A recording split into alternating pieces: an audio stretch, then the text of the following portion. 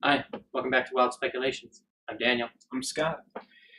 This week we talk about Campaign 2, Episode 61, Agreements. Yes. An apt title, I think. Yeah. I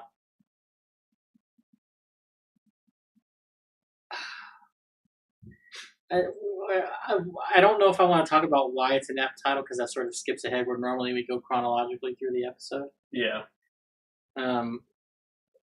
But we did get... Although it hits several beats, Oh, that's true. That's true. But as we talk about it, it'll make sense. Yeah. We have Scrying competing with Speak with Dead Yes. for information. The fabric was important. Mm-hmm. It wasn't just the chair. Which we'll get to later. I thought it was funny how Marisha tried to say, hey, can you cast Scrying? Without saying, hey, can you cast Scrying? Yeah, and okay, so, and here's where the line gets blurry between metagaming and not metagaming. Okay. Yes, to a degree that was metagaming. She, Marisha wanted to know about scrying on the guy, but as someone from the Cobalt Soul who does study and stuff, it makes sense that her character would have heard something about that spell and could have thought of that. Yeah. It's not like your character with the 6 intelligence, and even he's got reason to know about scrying, but, it's not like Grog coming up with the idea of scrying. Yeah. It's someone who has an in-game reason to know about scrying, and that could work. So that's where the line gets fuzzy with, is it metagaming or is it an in-character thing? Yeah, well, and in our Sunday game, when I made the suggestion to reincarnate your character, I made an Arcana check for my character, hey. Yes, and we both have mentioned before we like WebDM, the guys from WebDM, and that's where I have something in common with Jim Davis. I like to play higher intelligence characters to give me a little more reason to have the knowledge of those things. Yeah. But Laura did say, well, I'll sit down and pick my spells. Yeah. I'll have to talk to the Trevor. I'll see what he can do, and I go down and pick my spells and pick scrying. Because that's the beauty of a cleric. Yeah. And they've never done it narratively like that. Correct. But that's essentially how a cleric picks their spells. And I don't know if it's in the paladin text or if it's also in the cleric text that basically they spend a certain amount of time per level of spell and prayer. Yeah. To change the spell. I think that's in both. So yeah, totally in keeping with why those classes are cool. Yeah, that is. And what they have in a sense paladin that can switch out those spells with anything on their list. You know? Which is what they have over a wizard. Right. Where a wizard they don't need to prepare a spell to cast it ritually. Right. Well, clerics are ritual casters too. But they still have to have the spell prepared to cast it. Oh, okay. So it's still, even if they're not going to use the spell slot, it takes that preparation spot. Oh. That's where the wizard has that extra bit of flexibility. Yeah. And and then you've got things like the sorcerer, warlock, bard, ranger who just have known spells, and they just get those spells. Yeah. Now, Matt said he was going to be more strict with components this campaign. Mm-hmm. And scrying requires a scrying focus. It lists several that you can choose from, but it has to be worth 1,000 gold pieces.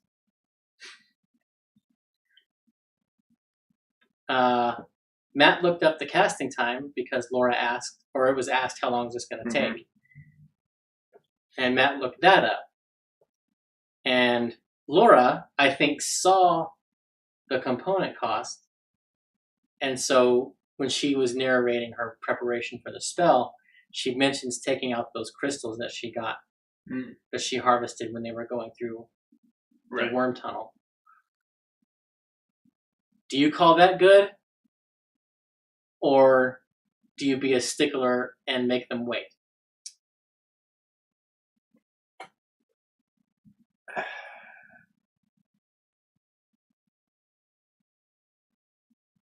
Depending on how many they harvested, and I don't remember how much, if they had harvested enough, I would call it good.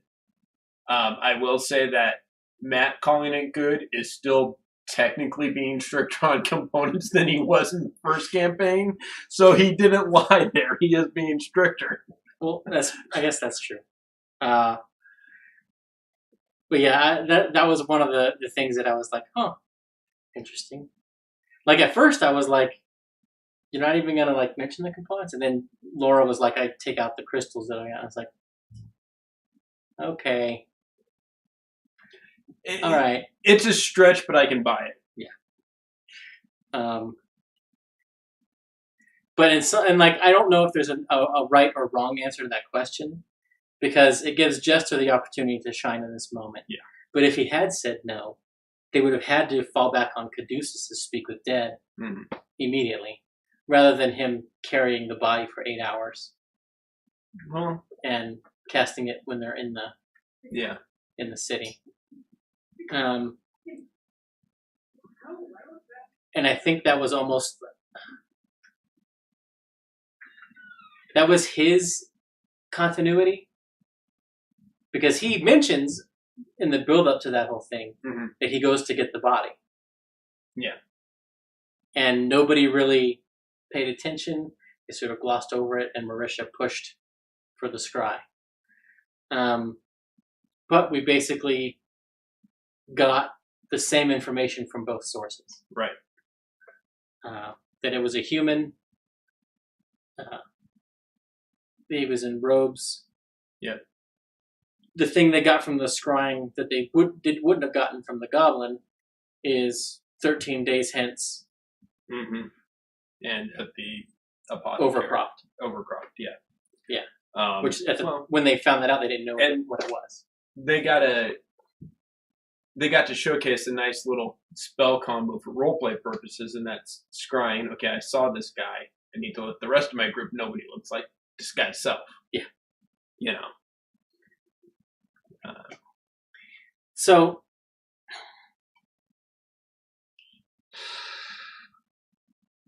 I don't know.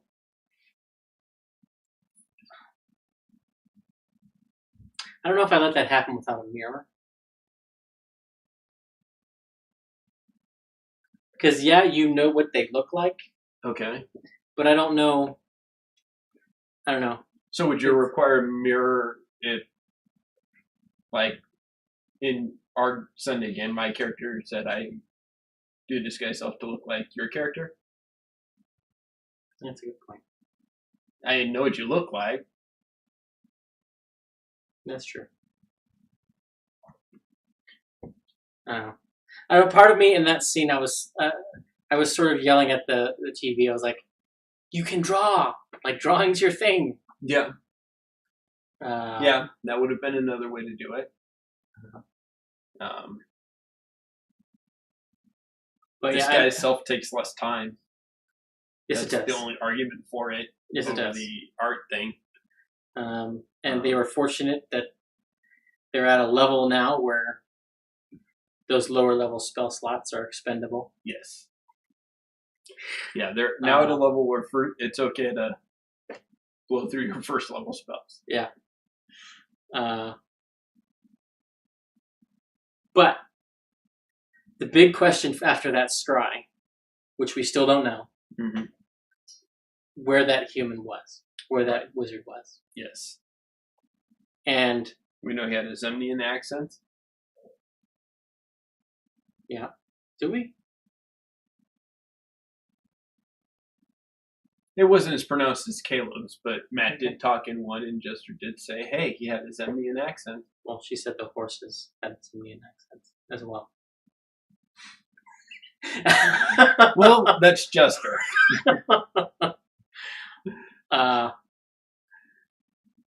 But the private joke I told myself is, oh, a wizard who does his own dirty work. Usually the wizard hires this kind of stuff out. Well,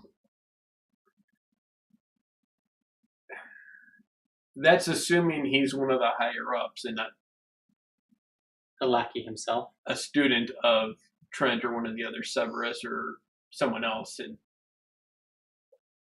yeah, that's true. I hadn't thought of that angle.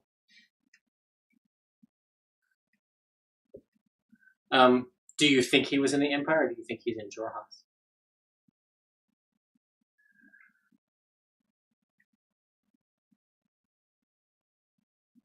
I think he's probably still in Jorhas. Okay. I think he's... So if Dyron is right, and the Severus Assembly are working with a faction in the current, he's the guy that's held up there to relay messages.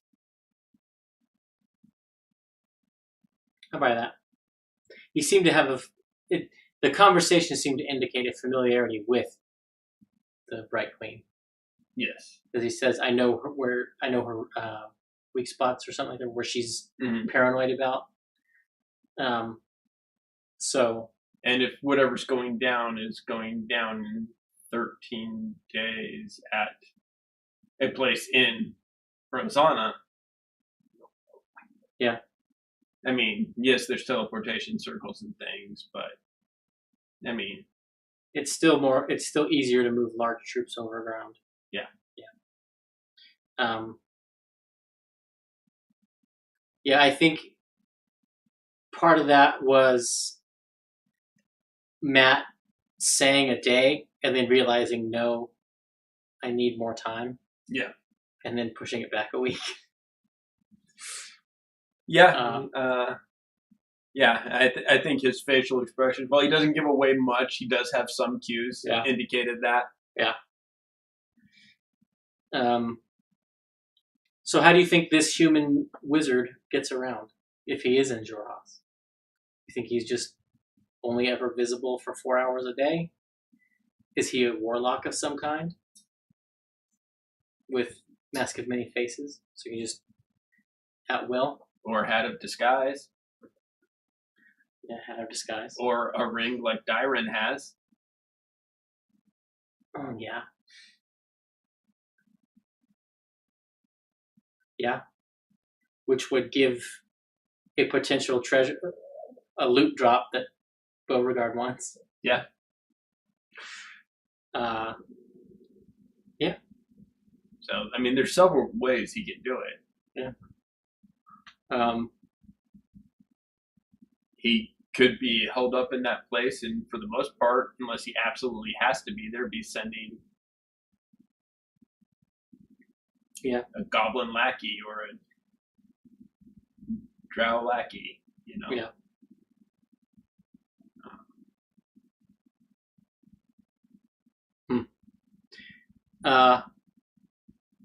Yeah, they get back to Rosanna, and Caduceus does speak with Dad, and then Matt's gonna, okay, you guys all get to rest. And then everyone's like, well, I want to do this, I want to do this, I want to do this. And everyone around the table's got something they want to do. Ford, you doing any weird stuff? Yeah. He's like, no. Regular Ford. But what they do have all the weird stuff that they do sort of foreshadowed. I think it might be too strong to say a theme of the episode, but where most everyone, this episode and sort of starting last episode, but in the campaign overall, we've had more interaction with the gods. Yes. Well, we have more characters directly tied to the gods. Yeah. But even tangentially connected characters like Bo. Yeah. Had, I don't know if I would call that a crisis of faith. It is more of an identity crisis. Yeah. Where she's like, can you be made to follow a god? And I don't think we have that question from her if Jester doesn't recruit her, basically. Yeah. The way that she has been. Yeah, she goes proselytizing for full force this episode. Yeah. Which we called that it was going to ramp up, Yeah. We called that she was going to start proselytizing before she actually did. Yeah. She started showing hints, and last week we talked about it not being long before she just, offers it, and it wasn't.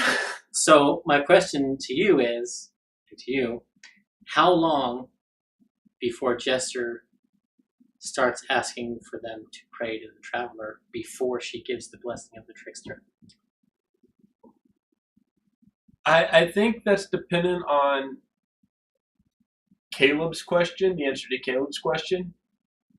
Do we need to be the Traveler's disciples, or can we be your disciples, and since you follow him by proxy, we're his? Fair. So, Fair. Yes.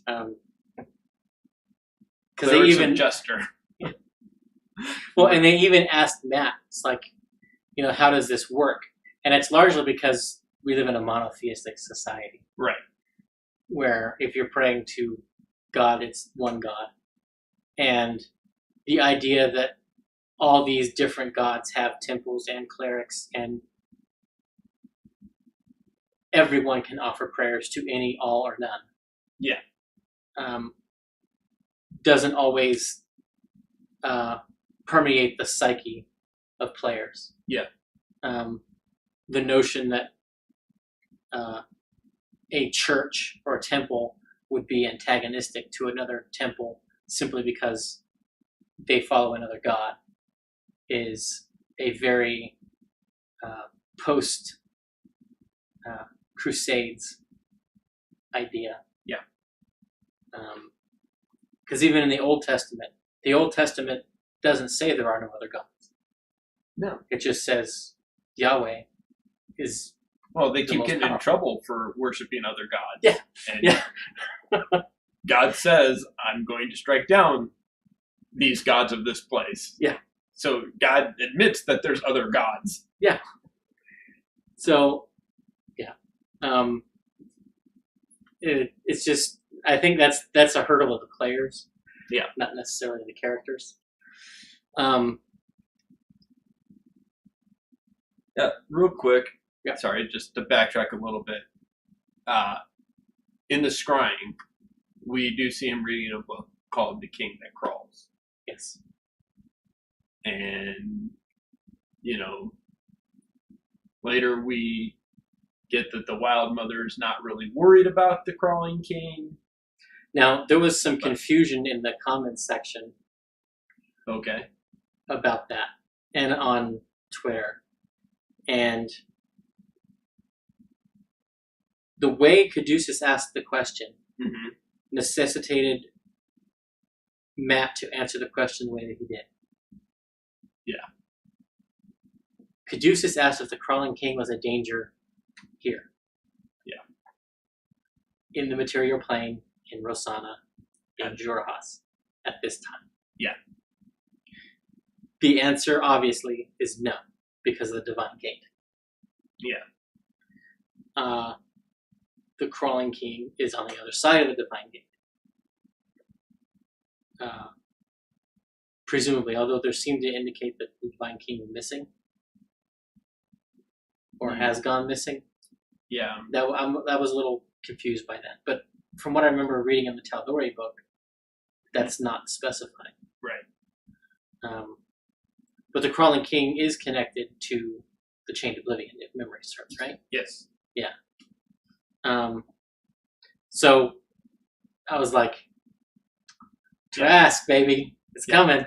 That was a point for our overarching campaign theory. Yeah. Now, we mentioned that the Yanagu and Grixd would be minor demon lords that they confront, sort of like the Chroma Conclave, in leading up to the Chain Oblivion and his children. And I think this is another tick in that box. Yeah. That all these demon lords and devils, but it seems to be abyssal in nature. It's abyssal. Less devil, more demon. Are doing their best to tear down the divine gate. Yes. And I think the release of their children is paramount to that. And that's also why Uk'otoa is so hell-bent on Ford releasing him. Well, Ford has the last key. Yeah. And I think the longer he waits, the more likely we see her come back. Okay. As that undead. Yeah. Warlock. Undying. And Mantiga. Yeah. So, speaking of Ford and taking his time, he says, nope, regular Ford, and then he gets a drink.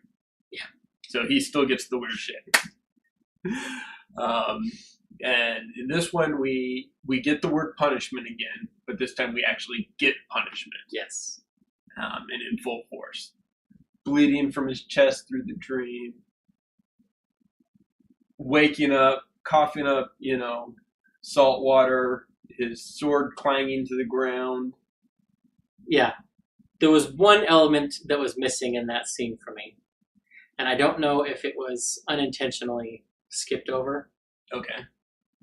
But that Ford had a bruise on his person, or he tasted blood in his mouth. Yeah. Yeah. That's one of those two things I was really, I think... I was expecting there to be blood in the salt water. Yeah. Or that. That stains the sheets. That's what I had expected. But he can't vanish his sword. He can't send it to his pocket dimension. So he goes outside. And he can't mask him any faces. His powers are gone. Yeah. So good. So good. I loved every minute of that. Now, rules as written, and rules as written for sage advice, patrons can't take away powers. Right. But they can mess with them. Yeah. And for DMs out there, you can get away with this once in a scene that's not life-threatening. Yeah. But if you're going to do this with your Warlock player, surprise him with it. It's fine, which is what Matt did. Yes. But I think if we're going to see any more of this going forward, Matt and Travis had a talk after a game. Yeah. There needs to be some form of agreement that this is an okay way to mess with my character, that I'm on board with this. There has to be that level of trust. Yeah, and I think Travis trusts Matt enough that Matt says, hey, is it okay if I mess with you this way going forward? Travis says, oh, fuck yeah. Yeah. I think that conversation has gone or will go in the same way as a conversation if you wanted to do that to one of my characters would go. Yeah. Because I would have that same response. Oh, fuck yes, let's do this. Yeah. Now, you had a question about Ford getting his powers back. Yes. So, jumping around because, the theme. So, he's got no powers. The next morning, he gets some sleep. He makes a wisdom save to see if he can get to sleep, because that's a pretty traumatizing thing there. In the morning, he hides his falchion under his lumpy mattress. Yep. Doesn't talk to anyone about it. And just tries to stay under Now, the did radar. he just strictly hide it, or did he try to flash it away No, again? he did not try to flash it away again. Yeah, that's where I was confused. And that's why I will have my answer. He hides it. He pays a guy to make sure no one goes in there. And, they go to the apothecary. I keep blanking the name. Overcroft. He's convinced he has no powers. Again, the dice know. He gets the natural one on persuasion. Yes. I was like, finally Travis admits the natural ones are Ukatoa's wrath. So Laura's been proselytizing her dice thing as well as Chester proselytizing. Yes. He excuses himself, says he's got to go over and talk to Wersh. As soon as he gets in, he makes an image of a bird. Yeah. The moment before they go hammer in, call. Now, you had pointed out something, and I'll let you answer, but the reason I asked you the question, and then the question I asked is there something about Wersh connecting the power comeback? Yeah. Your answer was no, and I'll let you do the answer in a minute. My reasoning for that, they had rested, he hid the sword. My brain assumed he had tried to make it vanish and couldn't. He hid the sword, went, his powers aren't back. He gets the one, his powers aren't back. All of a sudden, he gets in proximity of this other half-orc who has a similar accent, and his powers come back. Yeah. And the conspiracy theorist in me has the alarms ringing at this point. I sat up, I'm like, wait, what's going on here? Yeah. You said no because... And it's because the sequence of events was Ford wakes from the dream. Mm-hmm. He tests each one of his powers, or several of his powers. Right. None of them work. He goes back to sleep. He succeeds on a wisdom save. Mm-hmm. He doesn't bother trying to dismiss the sword or anything. He just hides it. Right. And then he does not use his powers again until, for sure, he has completed a short rest. Yeah. Because you mentioned a short rest that the shopping counted as a short rest. Yeah. And then I brought up, well then, Warlock's what about powers. this going to bed? Why didn't they come back? And why did he have to hide the thing? And then you reminded me that he didn't actually try to banish it. Yep. He didn't try any of his powers when he woke up again. Not until much later. Yeah. So, because Warlock pact spells come back on a short rest, this is the perfect way for Matt, or any DM really, that wants to mess with their Warlock players, mm-hmm. if they're not doing what the Warlock that the patron wants. You take away the powers until they complete a short rest. Yep. And then the powers come back. In the grand scheme of things, narratively, it's not going to hurt the player often, I don't think. But there is a possibility that they will assume that nothing's going to happen, and they know if they take a short rest, they'll get their powers back. Mm-hmm. And then the shit hits the fan, and they go on without powers. And the other thing is with the Hexblade, he's got medium armored martial weapons, so he can still be a secondary attacker. Yeah. Well, and the question is, if he has violated that pact, though, can he use his charisma to attack? I would say that falls under his powers, and no. And that would be my read as well. That he would have to rely on his strength or dex if he's using a finesse weapon. Which, in Ford's case, is a bad thing. Yeah. Goes from +5 to +0. Yeah. But still, he's got the proficiency. Yeah. And he's not an optimized fighter, but he is a fighter. Yeah.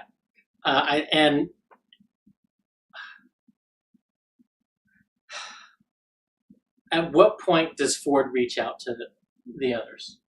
Is the question that's in the back of my head. Not until he absolutely has to, or it's long since passed. And that's basically my answer as well, is when he hits rock bottom. That's the but only what time does rock bottom look like in his situation? It's going to be when he loses his powers in the middle of a fight. Okay.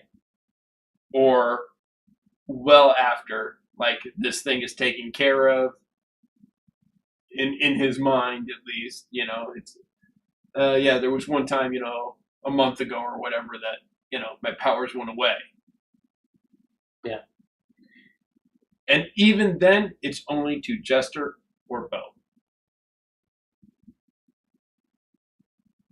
They're the two he confides in.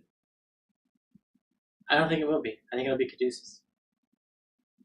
Because Ford, none of them have really believed in the Traveler until much recently in the campaign. Right. Where Caduceus follows an established deity. Okay.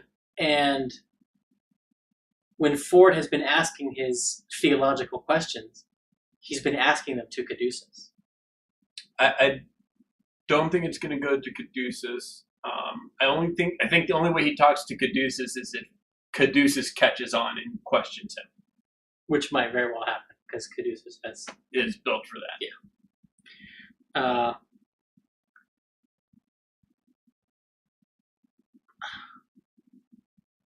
Alright, so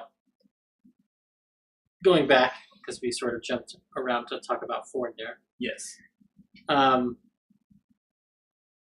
They go to see Wako. Thank you. And Bo continues to illustrate how she ruins everything. Love Marisha in that scene, but to me, that whole section of dialogue there was how it could be titled "How Bo Ruins Everything" for everyone around her. So yeah, they decide to go with the items. Caleb gets his ring, Caduceus gets the staff, and they get the blade. Yep. That's their tip for the letter. Yes. Which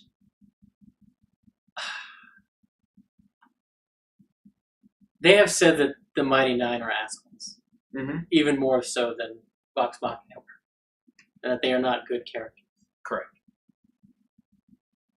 And Caduceus Taliesin said, that's the worst thing I've ever done to someone who's not related to me. Yes. So, okay, question.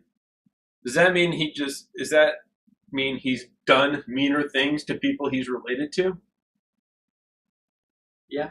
Because that was pretty bad. And if you're doing, like, that sends a whole new light on his family life.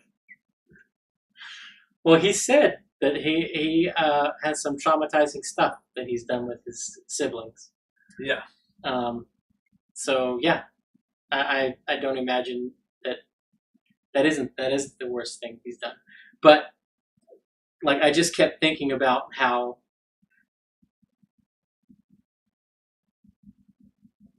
any of their friends or potential friends were affected by the iCloud hack. Yeah. And that they basically published a nude selfie and sexts between these two people. Yeah. And I was like, that's hitting a little close to home. And I think that's one of the reasons why Matt didn't prepare the letter or anything. Yeah. Is I don't think he thought it would go that far or that they would take it there. Just the fact of them having it and potentially using it as blackmail material would have been bad enough. But there was that part of the scene was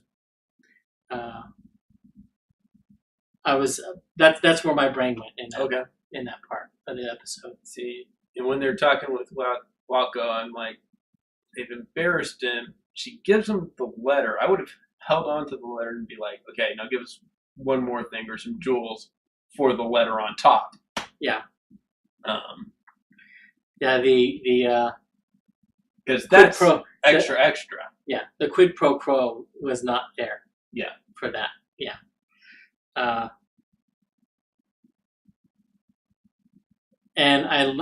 Although you could argue it will, in the long run, help to push favor to them so that they can get into the library. I think that's a stretch. I think they could call it. I think, and we didn't, ask for anything extra when we gave you the letter. Call it in just to push it over the edge. It's not going to be a huge marker, but it might be like just enough to be the. It might work if Caleb makes the roll. Yeah.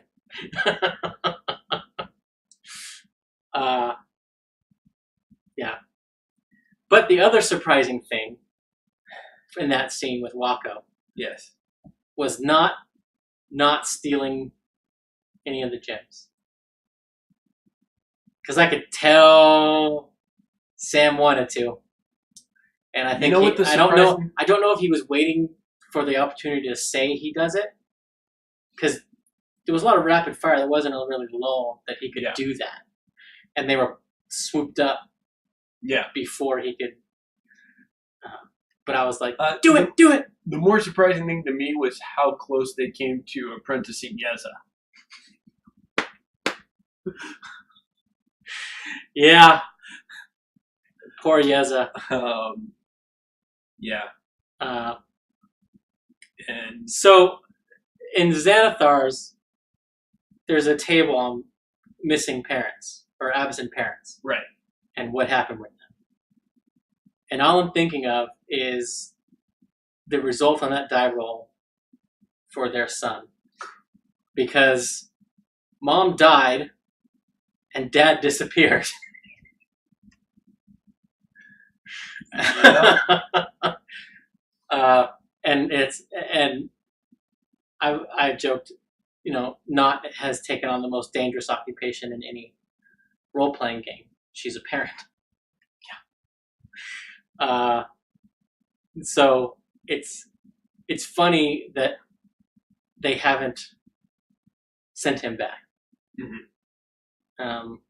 And maybe, we'll get to that near the end of our discussion. But yeah, that was funny. And we also find out that Dunamancy isn't going to come easy for Caleb.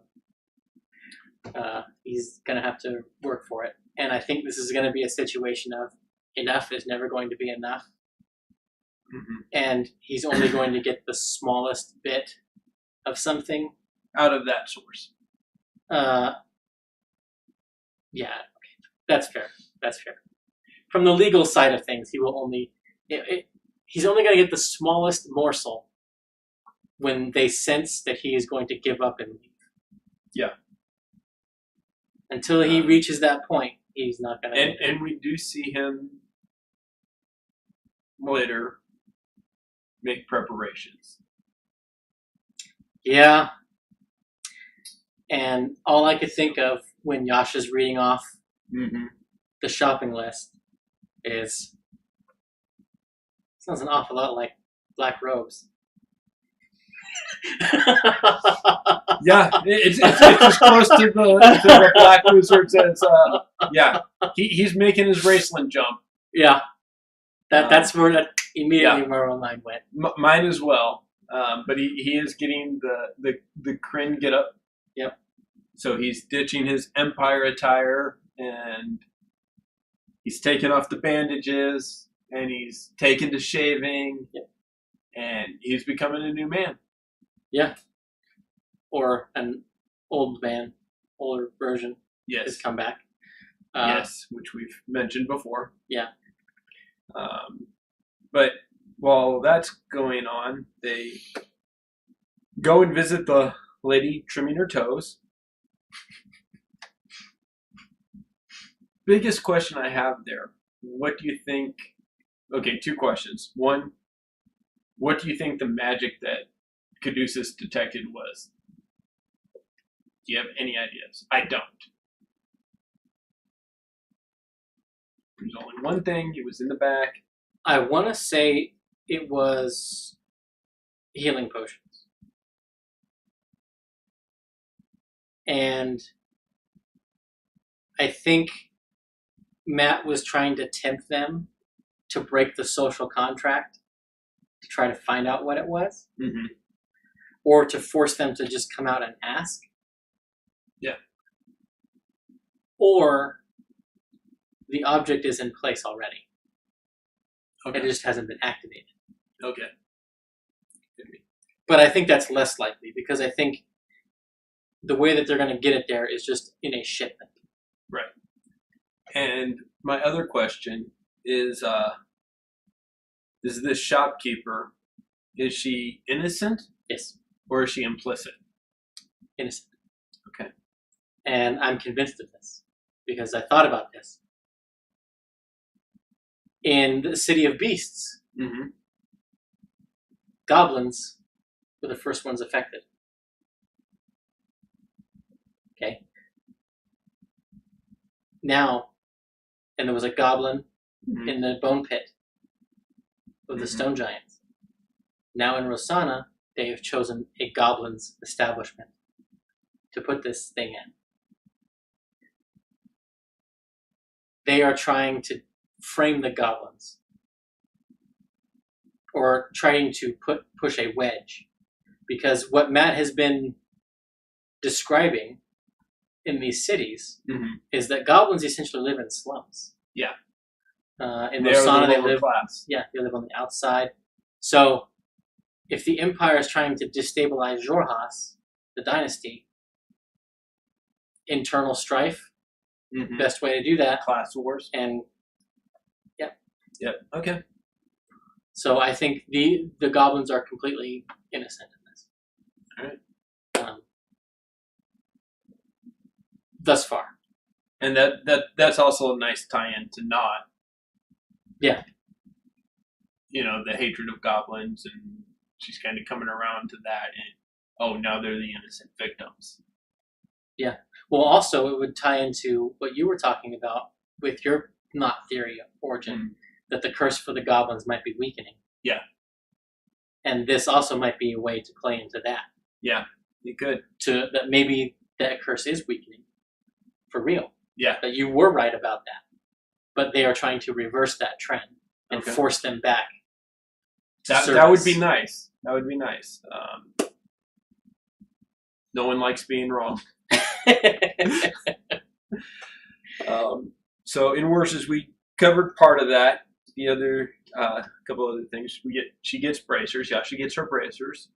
Not of defense, just bracers. No mechanical advantage to just those unless she goes and gets them enchanted. Then we'll have 2 people with bracers. Yeah.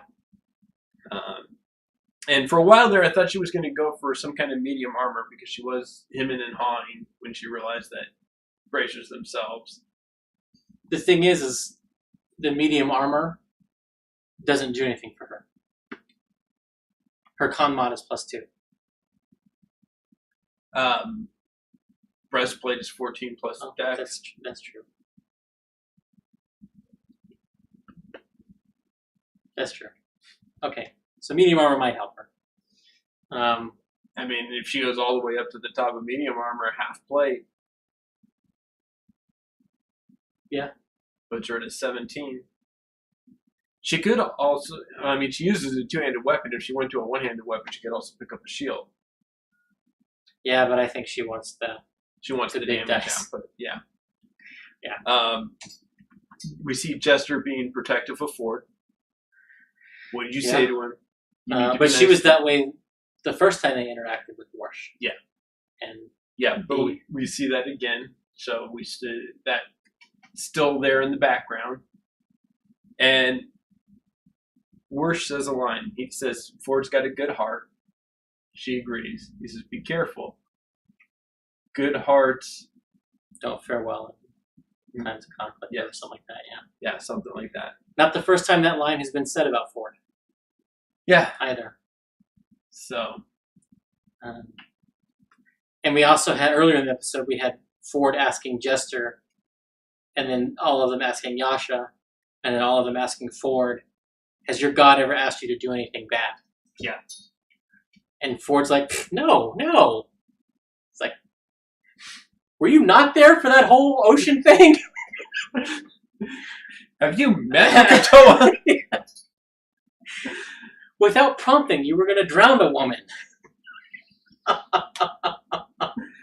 Yeah. Ford is evil. Yeah. But we had some interesting builds and also information on what's happening outside of where they're at with Jester's sendings. Yes. Does some sending. She contacts the gentleman. Hey, Dad!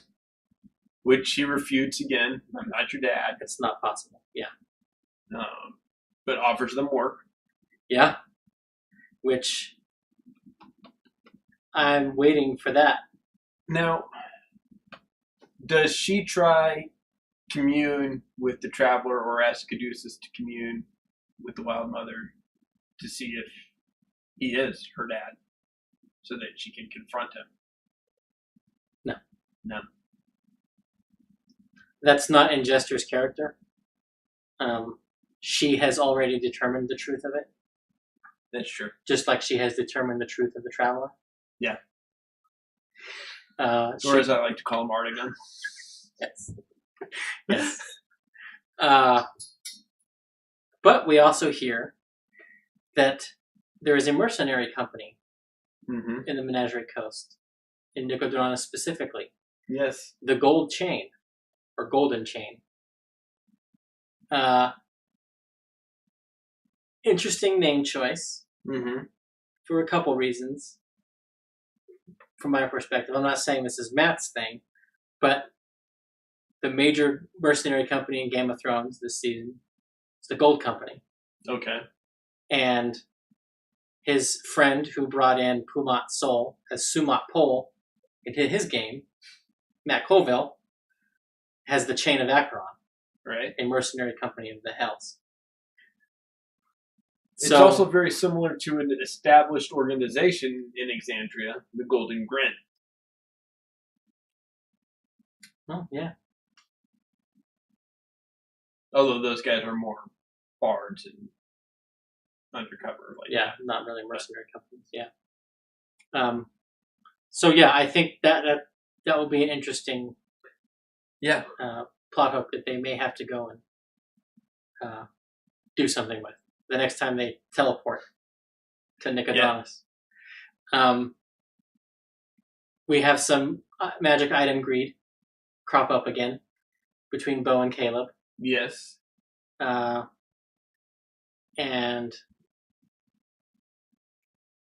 it hasn't been a thing this campaign as much. Where last campaign, Vax was always the hoarder of boots and cloaks and daggers. If it was one of those three items, you wanted it. Well, okay. To be fair, daggers were his main weapon. Yes. And to be fair, Percy had a shit ton of cloaks too. Okay. But yeah, there were hints of that coming into play now. Which kind of makes me wonder, is it a player thing? Just like him killing NPCs before Matt gets a word out edgewise? Yeah, it's a Liam thing. But or Mauritius saying things that should end her up in jail. Fair. Saying the wrong thing at the right time. Yeah. But we get the mansion at the end of the episode. Is it bugged? No. They get a pre-furnished mansion. I say no only because bugs don't really exist in D&D. Okay. But it's definitely a location familiar to somebody with the scrying spell. Or a group of peoples with the scrying spell. All right. So that they can scry on the location and not the characters, so the characters don't get a saving throw. Yeah. I think that's definitely the case. You know what that means? Mimics? Chairs. Yeah. Now, I was a little saddened at that part of the episode because I wanted to see I want this room, I want this room. I kind of wanted to see that negotiation take place. Yeah. And I don't, because Matt ended the episode because he had to go, we didn't get that.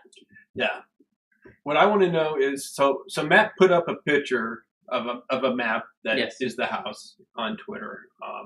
Now this was made by someone else, and he gave them credit and everything, but the map that he put up, there's only 3 bedrooms in, so they're gonna have to convert. So obviously, the furniture in this isn't how it's furnished, or they're still going to be sharing bedrooms. So, but the other thing is, one of the rooms has a teleportation circle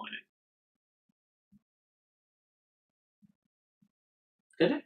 There's a carved light blue lighted rune on the floor of one of the rooms, right by the tower. Okay, I think I remember saying that. Yeah.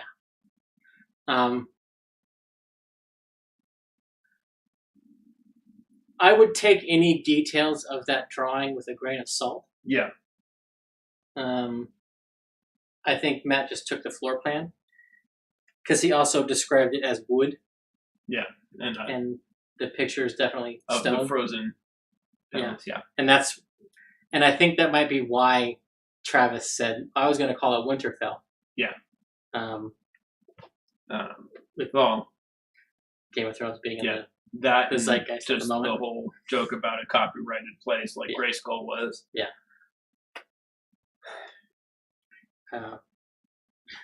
The Purple Keep. It will be interesting. I do hope he puts up another map of it when they've assigned the rooms and who's where with the actual furniture,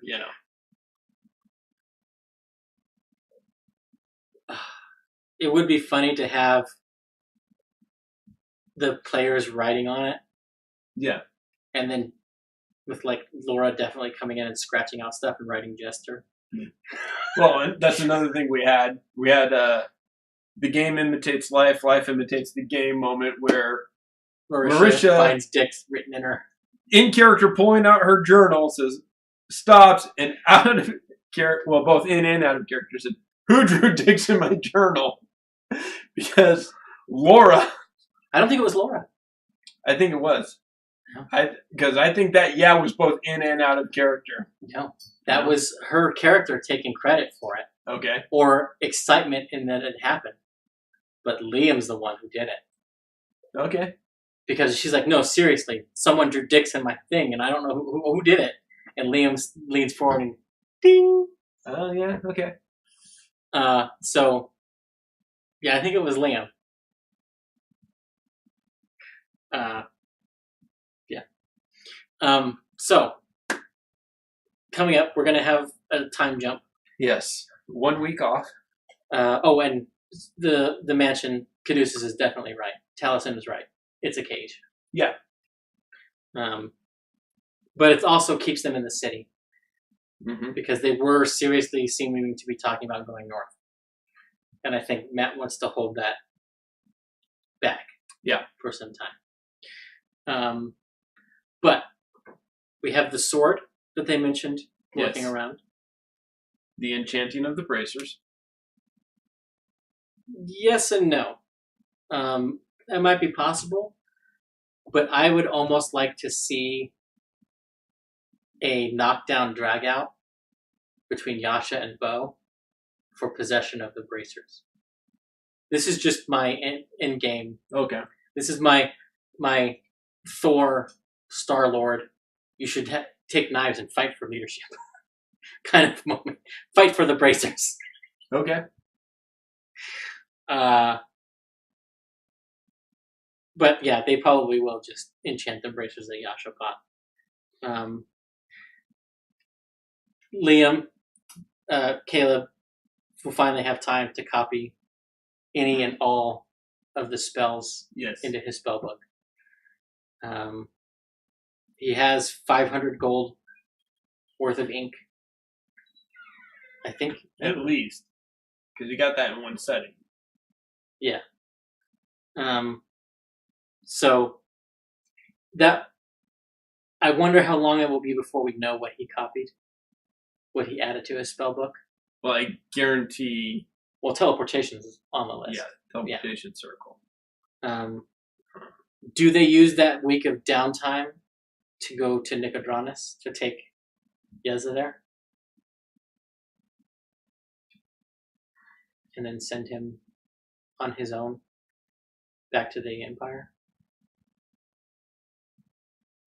I think if they do that, they send word and have Lucas and the old lady, whatever her name was, meet him in Nicodranus and stay out of the Empire for a while. Which they had talked about doing. Yeah. Is sending them to Nicodranus. I think. Okay. So yeah, they get a hold of Lucas or the old lady and say, hey, get to Nicodranus, go to the Ruby by the Sea, or Ruby of the Sea. Yeah. She will take care of you. Yez is going to be there waiting. Yep. And the Ruby of the Sea will be so happy to have a house guest of Jester's entourage that doesn't shit, piss, and claw and bite and teleport. Yes. And now the traveler can go and visit Lucas.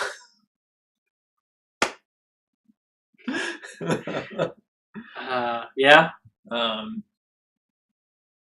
Yeah. But the other possibility is that they trade their magic items around.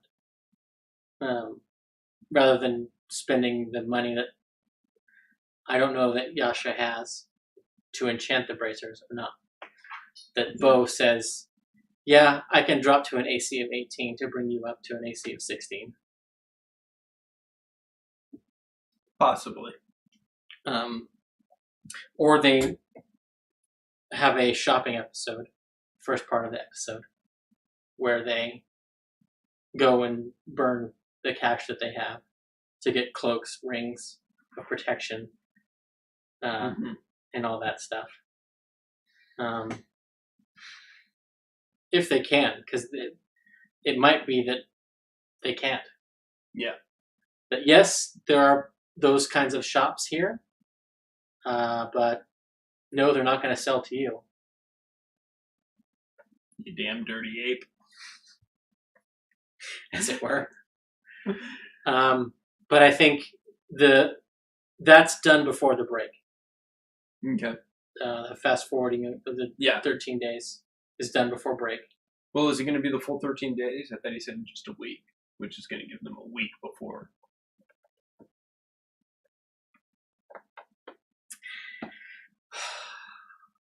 Because he said there's going to be a week of downtime. I think he said a week to 10 days. Okay. So, but my impression is he's going to do everything he can to fast forward essentially to, moment. What are you guys now doing to prepare for your confrontation at the Overcross? And that will be the last day or two to get them to the events. Because I think that's the next kick. Yeah. And we get them RPing some moments in their house. Mm-hmm. Maybe we have a couple people come visit them. Yep. Does Ford get closer to Warsh in that time? I think so. Do they meet with Dyron? Which might also be why it's truncated before the 13 days. Is Dyron's going to show up? Yeah. So yeah, I think if it's not okay, we're getting to this mission. It's Dyron's here. Yeah. Is what ends the downtime. And